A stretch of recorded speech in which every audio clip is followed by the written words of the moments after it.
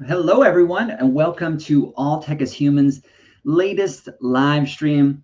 I'm going to be your host, your moderator, whatever your welcome agent, whatever you want to call me. I'm David Polgar. I'm sitting here in Manhattan. All Tech is Human is based right here in New York City, but we have a global lens and a global audience, including our Slack community of over 7,000 members across 86 countries. What are we focused on with that unusual name, you ask? We're focused on tackling wicked tech and society issues, such as making the internet less sucky, as we're going to talk about with our special guest today, Trisha, who is the founder of ReThink and also the book, Rethink the Internet, How to Make the Digital World a Lot Less Sucky. Right before I bring her on, I just want to give you a brief overview of All Tech is Human. If you are tuning in for the very first time, we're a nonprofit, again, focused on tackling these complex tech and society issues like mis and disinformation, all the issues around generative AI. How do we have less hate on the internet? How do we think about communication and polarization that's happening in this country and globally? We bring together people across civil society, government, industry, and academia to tackle these hard problems. We do that in three different ways. We have our multi-stakeholder convenings and community buildings. Just in 2023 alone, we're going to have 23 in-person gatherings. We'll be in London in just a couple days on December 5th. And then we have a holiday party in New York City on December 14th. And we have a lot of independently organized gatherings that are happening across the country and across the globe. You can find those if you join our Slack. You'll see that if you go to our website at alltechishuman.org. And outside of these multi-stakeholder convenings and community building, we also do multidisciplinary education, such as our Responsible Tech Guide. You can see that at responsible.techguide.com. And lastly, we're focused on diversifying the traditional tech pipeline with more backgrounds, disciplines, and lived experiences. So without further ado, I'm going to bring on our special guest, Trisha. How's it going, Trisha? I'm doing well. How are you, David? Thank you so much for having me. Well, no, I'm honored that you took out the time. I know you're extremely busy, so you're coming to us from Oxford, where you're at Oxford Internet Institute. I've had the privilege, just as a little bit of background, to follow your career for years, even though, correct me if I'm wrong, what's your age? You mentioned on stage the other day, you're 22, 23? 23, You're exactly. 23, but I've been following your career since you were, a young entrepreneur. I think you first gained some fame as a 13-year-old outside of the greater Chicago area when you founded ReThink. The reason why it's meant a lot to me as the founder of All Tech is Human is that I've kind of seen firsthand the need for a cohesive ecosystem that can promote best practices and leverage collective intelligence. And I also serve on a couple content advisory councils and a few other things. So I've seen a lot of your technology that was years ahead of the curve now be, as you certainly seen, now be utilized by all the major tech platforms. But just to give a little bit of context, this was, I think, the first time I saw you in 2015 when you were speaking at the Family Online Safety Institute giving a keynote. But since I mentioned that, and then we'll get into your book, could you explain a little bit of the ReThink technology since I mentioned it? And I'd love to kind of hear from the inventor and founder. Yeah, absolutely. First and foremost, thanks so much for having me. I'm thrilled to be here, and like you said, it's been a years-long friendship, and so Mhm. happy to be in conversation with Mhm. you. But yes, ReThink is a technology that aims to stop cyberbullying proactively before it happens. So when I first got into the space as a young person, I think what frustrated me was feeling like the only solutions out there to tackle cyberbullying were, after the incident had happened. And that's really important, right? Thinking about how we can support victims of online harassment. But I really wanted to shift the paradigm and think about, okay, how can we actually tackle this problem at the root with Mhm. the cyberbully? How can we create a real systems change in how it is that we're communicating with each other? Is there some way we can actually fundamentally redesign the internet to make interaction more kind and more positive from the get-go?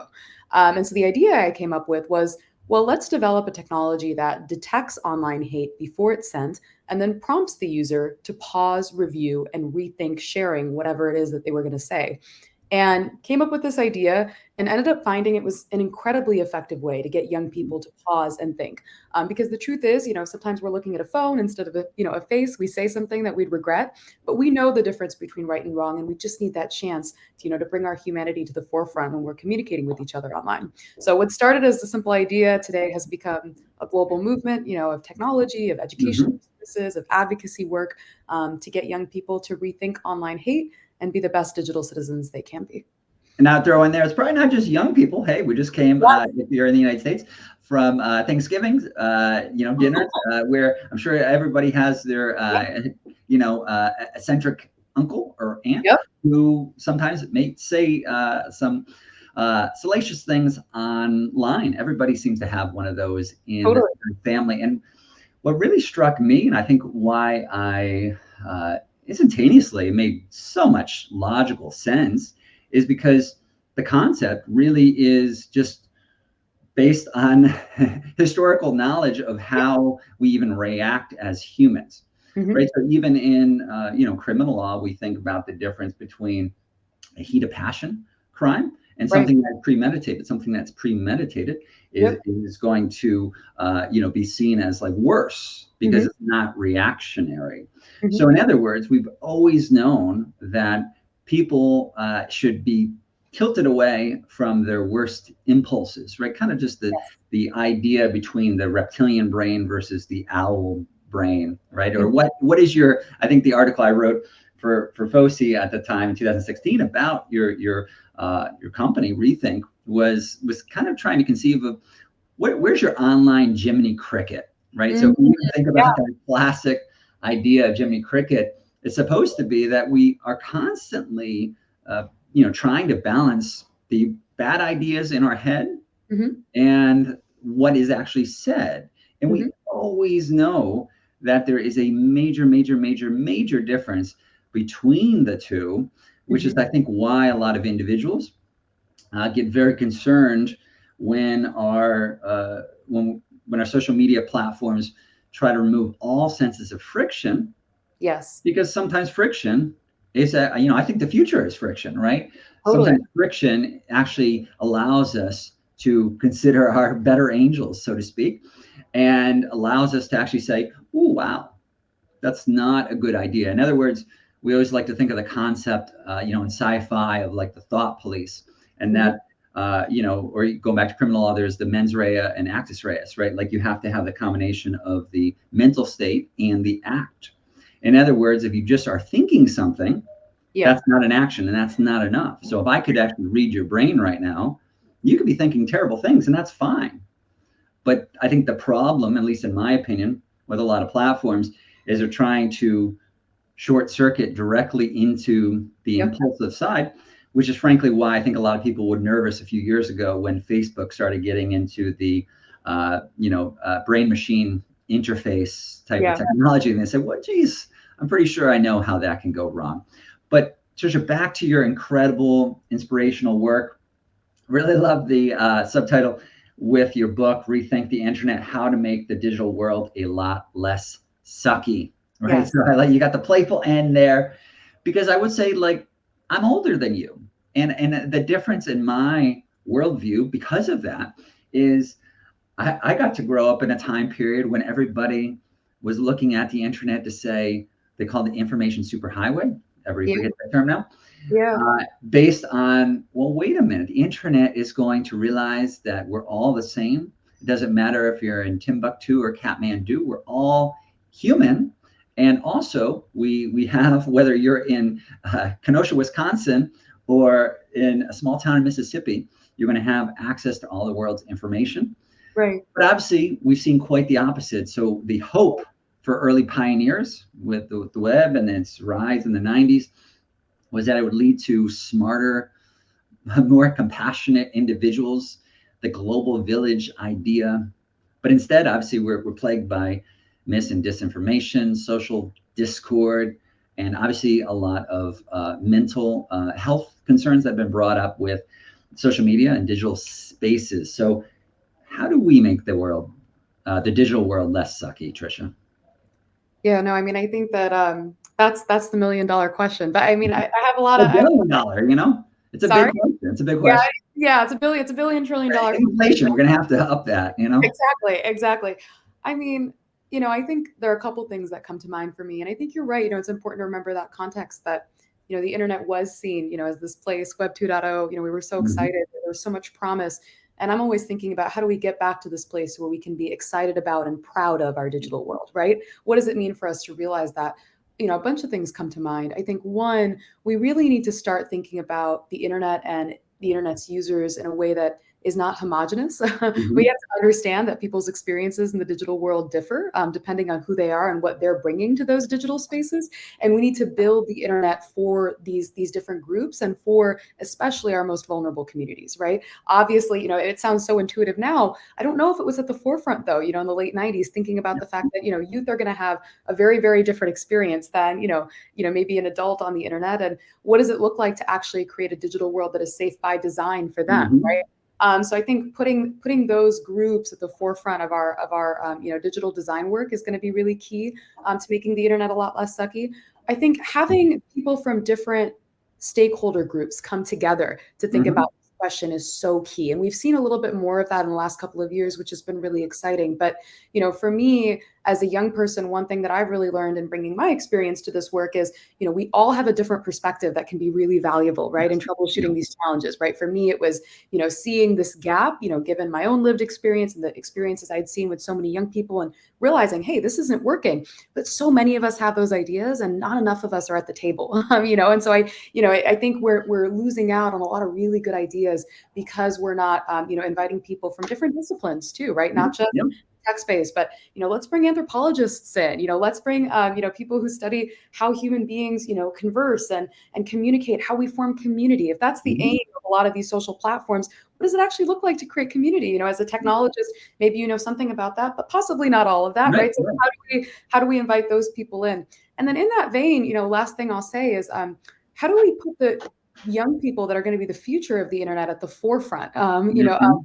conversations to build the digital world? It's not just about including our voices. It's about the fact that this is the digital space that we're going to inhabit for decades, right? And we're starting to come of age in that sense, and taking over the digital world in some sense. So what does it mean to give us the agency to create the digital world we want to live in? And from that, how can we in very little ways start to do that? I think, for instance, when it comes to platforms, letting people decide what their feed looks like. That's a Mhm. very, very simple, small example of the way that you could start to give users that agency. And in doing that, to come full circle now, kind of harken back to what a lot of people thought the internet would be like, right? Back in the 90s, early 2000s, Mhm. it was going to be user-led, users at the forefront. So how can we put more users, and I would say especially young users, kind of back in charge, so to speak? That's something that I definitely think a lot about, and I think could be really, really powerful in making the internet a little less sucky. Yes, well said.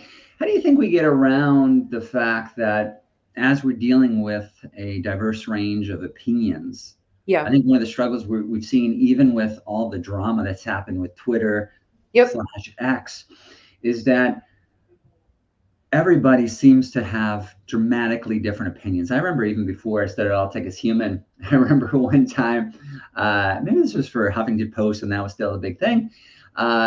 Posted something about this individual and this digital citizenship kind of movement, and how they were promoting kindness. That doesn't seem like a controversial statement, but I remember there were so many comments around that to say, well, how dare you determine this? And they viewed it as a form of paternalism or control. But Mhm. so I'd be very curious your thoughts on that, of how do we even balance this idea that what an ideal digital space is Yes. dramatically different. So I think something that it kind of begs the question is there going to be homogeny in what we determine is a consensus of a ideal digital space, Mhm. or do we create almost like a country system, right? If you travel across the world, everybody has the different rules, and when in Rome, you're kind of living by their rules, right? And those would be akin to like the terms of service, content moderation type of guidelines. So be very curious about that, because as a quick example, I remember a few years ago when Tumblr was super hot. They had an issue where they were taken off of Apple Store because of nudity, Mm. right? So their easy kind of solution was, okay, well then we need to crack down on nudity. As soon as they did, there was Yep. a outpouring of anger at people who had less traditional forms of sexual expression, who Sure. were saying, well, how dare they Yep. take away my platform, right? So I think that's what we're always struggling with, is everybody has a sense of what is ideal, and that Yep. seems to be dramatically different. So what have you kind of found in your own work? I know you're always writing and speaking and traveling kind of across the globe, and then now at Oxford Internet Institute. So obviously I imagine a bunch of other projects in your future as well. Yeah, no, it's such a good question. And I think you've hit on really maybe what is the biggest challenge, in all of this work, right? Because I think everyone agrees that there's a problem, but no one Mhm. agrees what the problem Yes, is. yeah, So, yeah. and so, I mean, in some ways, for me, having done this work for nearly a decade now, it's like it is exciting that everyone agrees that there is a problem, because there was a time when we were not even there was not even agreement on that. So in some Mhm. sense, it's a step forward, right? But now we're at this tricky impasse of, okay, but what is the problem? And to your point, what does an ideal digital world look like? And I think you're right. I mean, even amongst young people that I speak with, I think there are definitely some common themes and threads that come out, but everyone has ultimately a different experience. And so I think for me, an ideal digital world is not one homogenous space, and I Mhm. don't think that's what the internet was ever meant to be. But what I do think is lacking and missing, and I think maybe how we can make progress towards having some of these conversations a little bit more productively, is coming up with maybe a set of principles. And I always think of like a Magna Carta, Yes. right, or a Yeah. constitution for our internet, where we agree, here are some of the basic things that we can all agree Yeah. on, or here are some of the basic values that we think matter. So at least we have a framework from which Mhm. then start talking about some of these thornier challenges, right? I think part of the reason sometimes it's so hard to have these conversations is it can feel like everything is completely diametrically opposed, right? But when you can frame things in terms of, okay, here's the specific value judgment clash that we're having right Mhm. now, right? We both believe in X, right?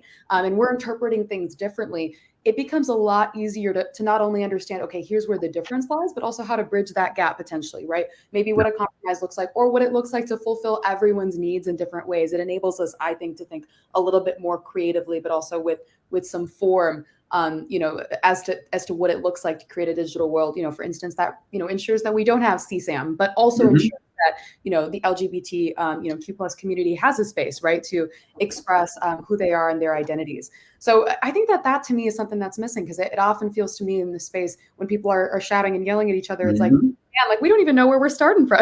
Like Right. I know. I have a know. baseline. I think we need the baseline, and then let's have some conversations. And I think there's a reason why you have a lot of countries that do it this way, right? We Yep. all get together and we say, okay, this is what we agree. We have to do. This is what we agree we can never do. There's still a lot that's open for discussion, but now that we have this framework and this sense of we're all invested in these set of values, we're ready to trust each other and have those conversations about what it takes to tackle some of those thornier questions. So that's something I think a lot about, and I'd be really curious to see, if we ever get a Magna Carta one day, what would ultimately end up on I, that document. let's make that happen, right? So that, since I'm a trivia buff, that was in 1215, right? You got to know these famous dates Right. in world history. But anyhow, when we think about that, you mentioned CSAM, right? Yep. Reducing child sexual Yep. abuse material. You Yep. might have seen the recent New York Times article talking about the complexity of that. And this was a situation where I believe it was like Yes. a 6 or 8 year old, went up on YouTube and Right. uploaded a video with their behind that was unclothed, right? So Yep. that, from a technical standpoint, is CSAM, Yep. even if it doesn't necessarily have a bad intention for that individual. Right. Obviously, it can be utilized and spread by bad actors. That, though, led to the complexity of how do you focus on privacy, right? Because this Yep. disabled like the YouTube account for the mother, who now is upset and then contacted the New York Times to say, well, wait a minute, like, what's my right for recourse? So if I've kind of seen anything, and I love your opinions on it, it seems like one trait that I'm noticing is that people are recognizing the significance of digital spaces. They invest a lot of time and Mhm. energy. Their identity is tied in with digital spaces. So if that is taken away, that's not similar to a consumer to business relationship where if the taco stand says, David, I'm done with you. you're a bad tipper, get out of here. Well, guess what? I can find another taco stand. And that's sometimes how we think about a business consumer relationship in kind of like a capitalist structure, right? Is that we have this choice and that businesses have their ability to make these decisions. I think what's complex about digital spaces is I've noticed people relate to them as if they are quasi-governmental bodies.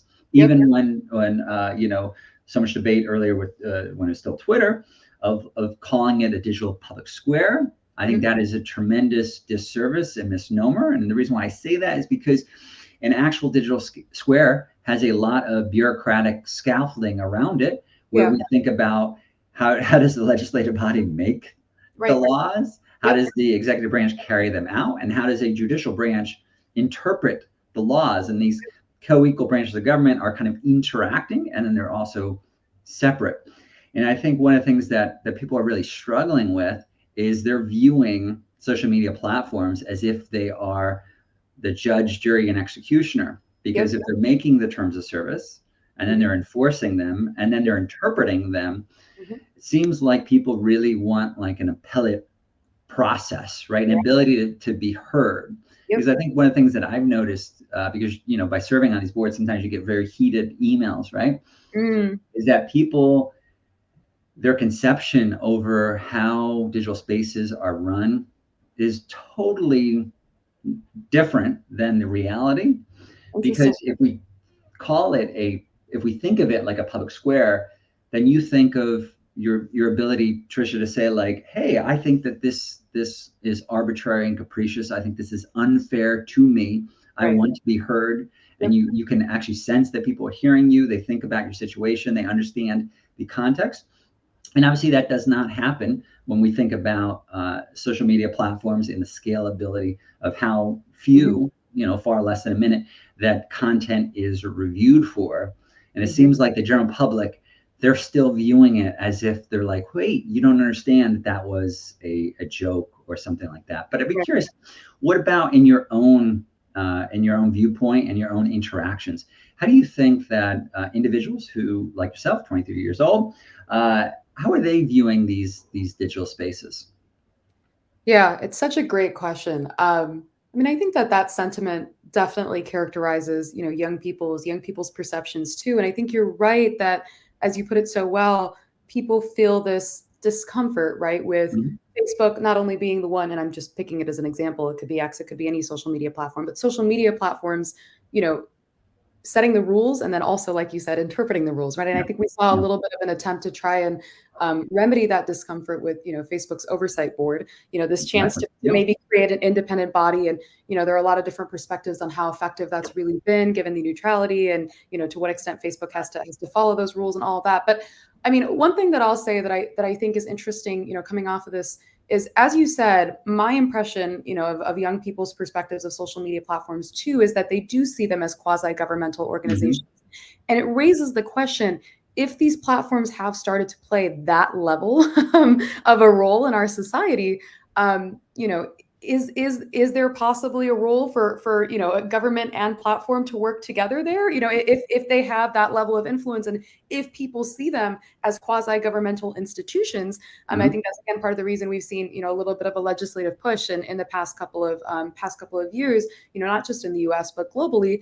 You know, is there possibly room for us to rethink, you know, platforms as just private companies, right? Because you know, they may definitionally be, but they don't feel that way, I think, to the vast majority of us, right? And so I think that's the reason that you've started to see a lot of people go, hey, whoa, you're not just living in the private domain anymore, you are living in the public domain. And so, you know, what does it look like for, you know, companies and platforms to work together, or companies and governments to work together, if that is how we see them and feel them and interpret them? Because the truth is, there's, you know, arguably, you know, I had a friend say this the other day. It's like, sometimes it feels like platforms have even more power to influence than, you know, governmental institutions, you know, especially depending on where in the world you live, right? And so if that's the case, what does it look like, you know, for us to have oversight and accountability, checks and balances, right, in ways that feel fair, it feels like maybe we should be a part of that process. And of course, one of the ways that we are part of that process in society is through government.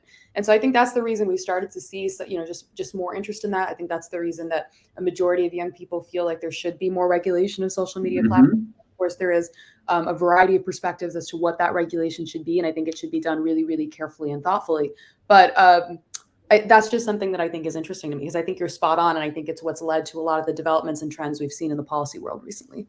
There's so much there. And then when you mentioned like the oversight board, always fascinated with that concept. And when it was originally proposed on Ezra Klein's podcast in 2018, when he interviewed Mark Zuckerberg kind of famously or infamously called it like Facebook's Supreme Court. So they're clearly viewing it through that kind of structure. And then when you talk about the power of tech companies, that's where it's really intriguing. I think Denmark was the first country that came out with their tech diplomat, right? Like tech diplomacy as a concept was something that Canada and other countries have been in. And I know the World Economic Forum just launched like a tech diplomacy type of organization out of the Bay Area. So I'd be intrigued for where are you headed in your own career, right? So like, what's your interpretation of that non-sucky digital space? And like, how are you obviously you're making a tremendous difference, and like you've been really successful with ReThink. I know a bunch of years ago you were on Shark Tank, a lot of people's fantasy, getting some investment from Lori and Mark Cuban, which is pretty incredible. So we'd love to hear about that experience, but also like, what have you been focused on lately, and where do you see like challenges ahead, but also like the progress that you're making?